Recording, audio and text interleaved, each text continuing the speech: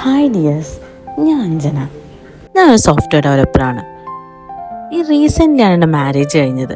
Marriage തന്നെ ഏറ്റവും exciting part എന്ന് പറഞ്ഞാൽ പർച്ചേസിംഗ് ആണ്. പർച്ചേസിംഗ് നമ്മൾ മെയിൻലി ഫോക്കസ് ചെയ്യുന്നത് ക്ലോത്തിങ്ങും ജ്വല്ലറിയാണ്.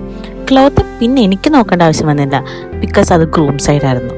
പിന്നെ ഞാൻ മെയിൻലി ഫോക്കസ് ചെയ്ത് ജ്വല്ലറിയാണ്. ഏകദേശം ഒരു 2 to 3 months എടുത്താണ് ഞാൻ ജ്വല്ലറി സെലക്ട് ചെയ്തത് തന്നെ.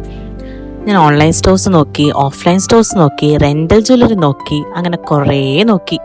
അവസാനം നോക്കി എൻ്റെ വീട് കൊച്ചിൻ്റെ അടുത്ത് തന്നെ ഏറ്റവും ഫേമായിട്ടൊരു കടയിൽ പോയി ഞാൻ ജ്വല്ലറി എടുത്തു. നമുക്ക് പോയിന്റിലേക്ക് വരാം. ഞാൻ പറഞ്ഞല്ലോ, ഞാൻ IT ഫീൽഡാണ്.